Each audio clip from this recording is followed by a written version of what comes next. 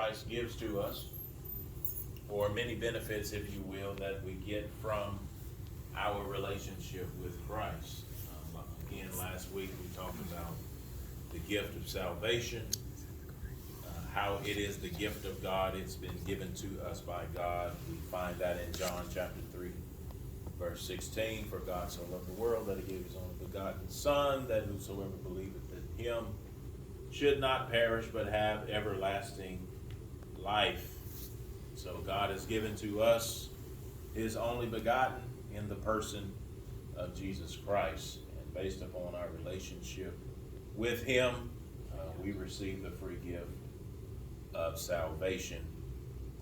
And as a result of that, we are given the gift of life eternal. So this morning we're going to look at another benefit, if you will, or another gift that we receive from a relationship with Christ, and that is the gift of restoration. The gift of restoration. And what does that even mean? What is restoration? It's taking something and what? Making it like new. So for us, God has taken our lives, he's cleaned us up, okay, and he's washed us, he's purged us, he's cleansed us, and he's made us like new. So no longer are we that individual that we used to be. No longer do we indulge in what we used to indulge in. We've been made new. Okay. When you do a restoration of a vehicle, you take that vehicle that may be rusted, okay, that may be beat up, and you do what? You restore that vehicle. You give it a new paint job. You put a new engine in it. You put new seats in it. You put new electronics in it. You put new tires on it. You restore it, and after you restore it, it becomes what? Like a brand new vehicle. You can restore furniture. Take off the old material, put on new upholstery. You can restore a house. Yeah. Take that old beat up house, renovate it, and restore it, and it will become like a brand new home. So that's what Christ does for us with this gift called restoration. He makes us like new. So we're going to use two examples this morning. Both are out of the book of Psalms. There will be some other scripture that I may recite. We won't go there. So we'll be in the book of Psalms. We'll start out in Psalm 23, a very familiar passage of scripture. One of David's most popular songs. The Lord is my shepherd, I shall not want. He maketh me to lie down in green pastures. He leads me beside the still waters. He what? Restores my soul. So restoration is important because all of us, as we journey through life, we're beat up by life. We go through different circumstances. We go through different trials. We go through some ups. We go through some downs. We go through some happy periods. We go through some sad periods. We go through some rough waters at times in life. And so on occasion, God has to restore us and make us like new. So restoration is important, and it's one of the many gifts that God gives to us. And so in this 23rd Psalm, David starts out, he says, the Lord is my shepherd. He makes it personal. He's talking about who the Lord is and what the Lord is to him. He personalizes it. The Lord is my shepherd. And because of that fact, because he is my shepherd, I have no need of want. I shall not want, or I shall not be in want, or I shall not be in lack, because in him is everything that I need. He makes me to lie down in green pastures. Sometimes we have to be made to lay down. We're always going, we're always on the move, we're always involved in something. We're going here, we're going there, we got this going on, got that going on, we got our career going on, we got family life going on, church life going on. Sometimes we need to lay down. We need to rest. We need to recover, we need to recuperate. So David says, he makes me lie down. Where? Beside these green pastures. Leads me beside still waters. And then what? He restores my soul. This life has a way of breaking us. Life has a way of devastating us. Throwing things at us that we didn't see coming. Throwing things at us perhaps that we didn't perceive would ever happen to us. We're going through times of difficulty, times of tragedy, times of struggle. We go through those valley moments where we're in the valleys of life. We have some mountaintop moments where we experience success and some great triumphs. But because of what we go through, what we struggle through, what life throws at us, there are times where we have to be restored because we can get lost in life. Because of our concern, because of the cares of this world, we can get lost in life. We can get burnt out in life. We get tired of trying. We get tired of putting forth effort. We get tired of going through. We get tired of struggling. We get tired of being up and being down. We get tired of everything that we experience in this life. And so we get to those moments sometimes where we're broken. Perhaps there might be times where we feel defeated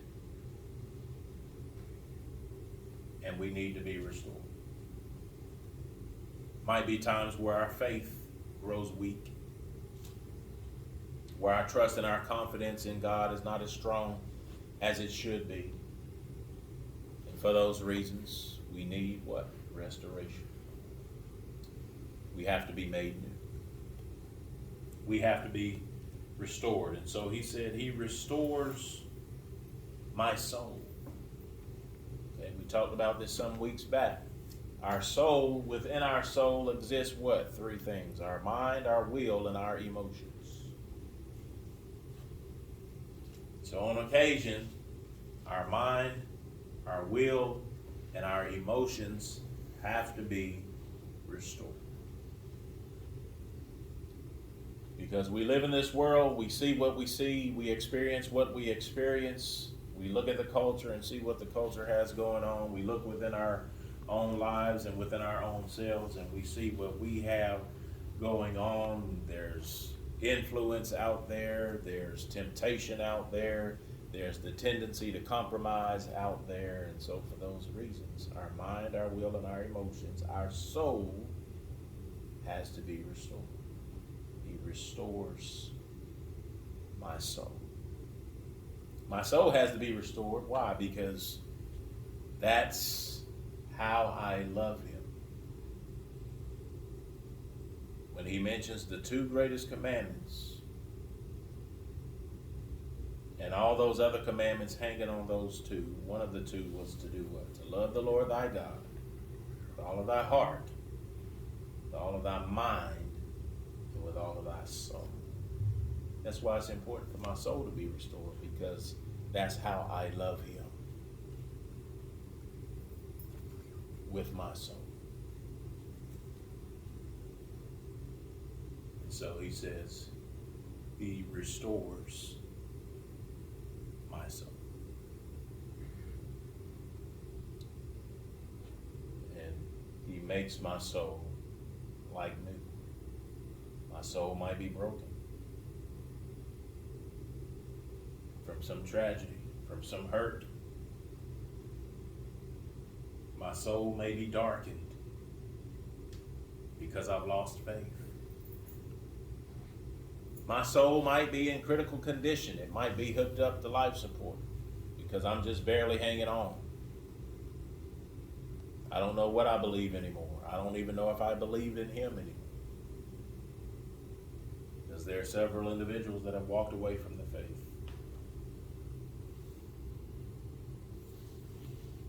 And so that's why this is important, that our soul be restored.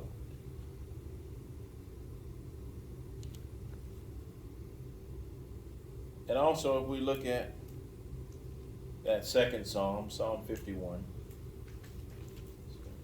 turn a few pages over. In this 51st Psalm, this is David's prayer of repentance. David has messed up in a big way. He's sinned in a big way. He's taken another man's wife. He should have been on the battlefield, but he decided to stay back, and as a result of that, he goes out on his rooftop. He sees Bathsheba over there. She's bathing on the rooftop, and he decides that he's got to have her.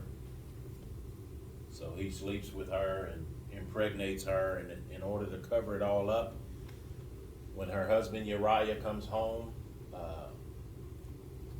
he tells Uriah, go home, enjoy your wife, sleep with her. Uriah didn't do that. Uriah didn't even go in the house. He slept outside on the porch. Of course, when David heard about that, I'm quite sure he was extremely nervous and apprehensive, and now he's got to find a way to cover up what he's done. So when Uriah goes back to the battlefield, he tells his men, he instructs them to put Uriah on the front lines.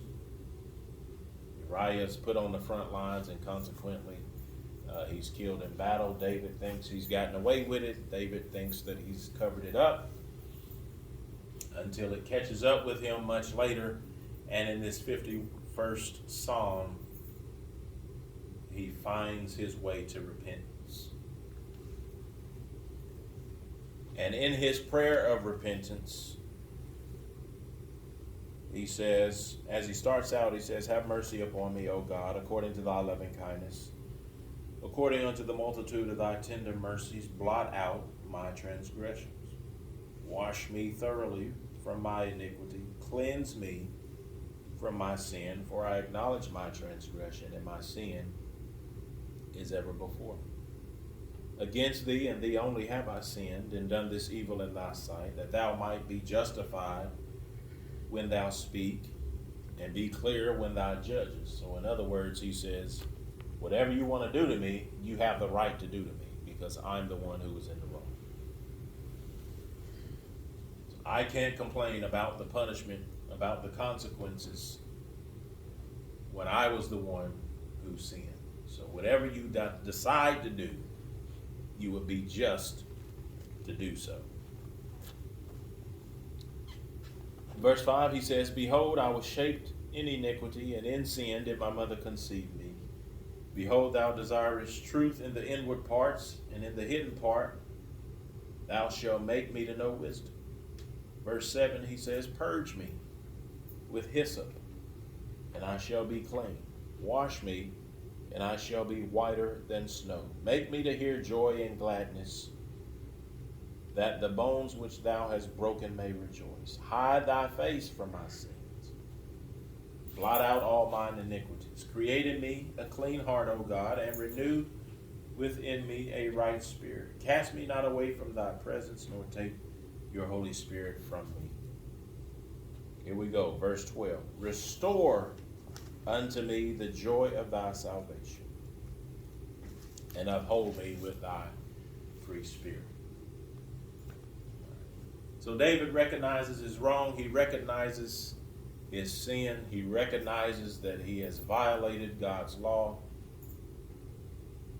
And he's done all these things to hide his sin. He's done all these things to cover up his sin. He's done all these things to get away with the sin. But in this 51st Psalm, he's got to confront his sin. he has to confess his sin. And in his prayer of repentance, he asks God, restore the joy. What we talked about this morning.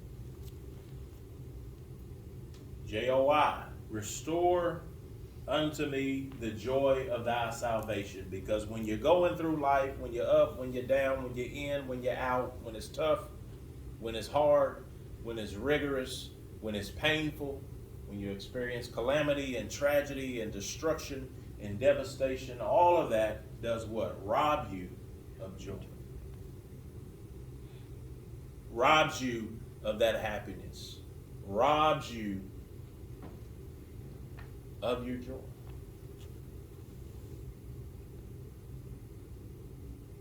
It's a bad thing to be in Christ and not have any joy.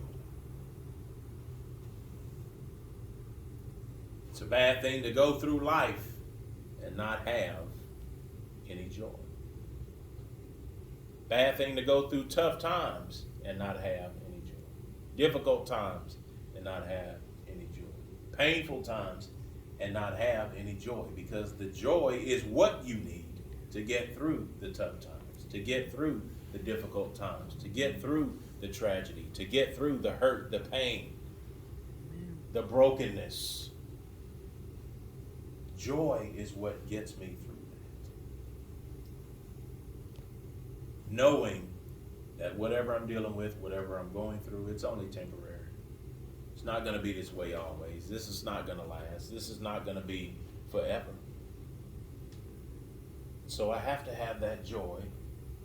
And David realized he had to have that joy. But because he was caught up in sin, it robbed him of that joy.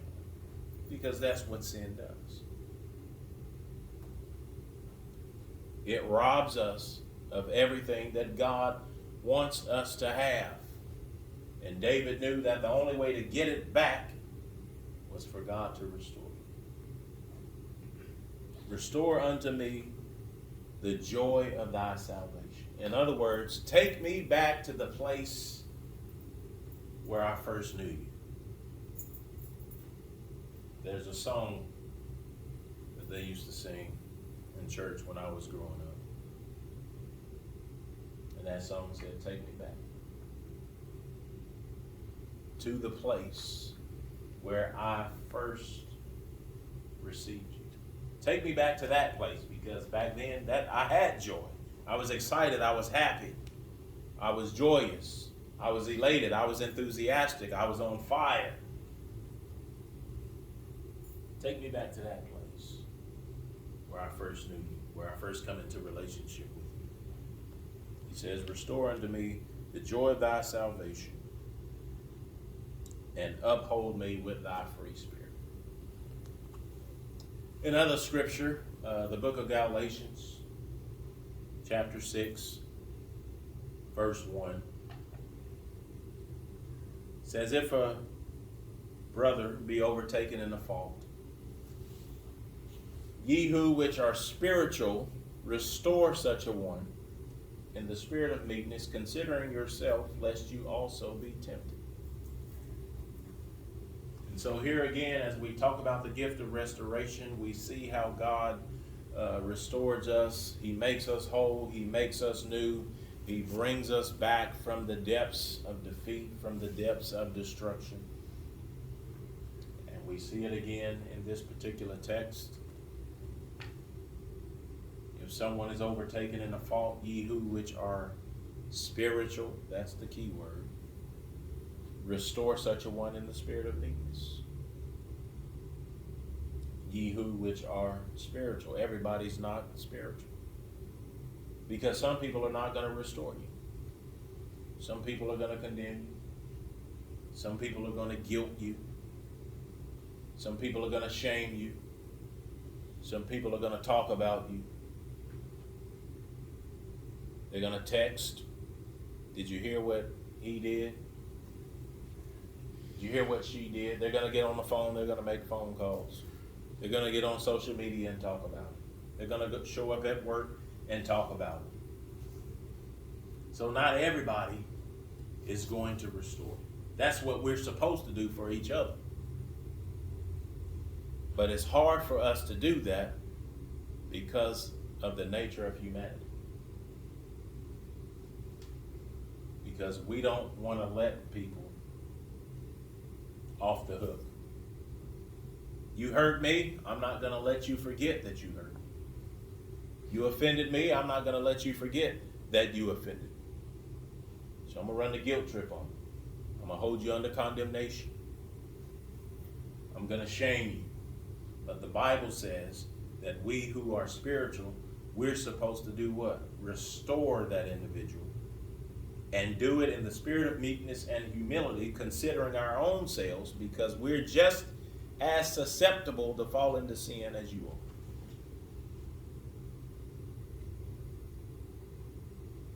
So we have to take on the mindset and the attitude of Christ when it comes to restoration, realizing that all of us have been there. The Bible says we've all sinned, we've all fallen short of the glory of God.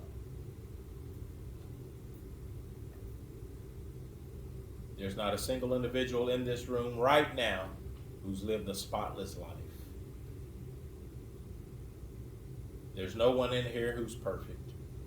There's no one in here who's dotted all of their I's and crossed all of their T's. And so when we fall, when we mess up, when we sin, our job is to restore, to build you back up, to make you like new, to strengthen you, to encourage you,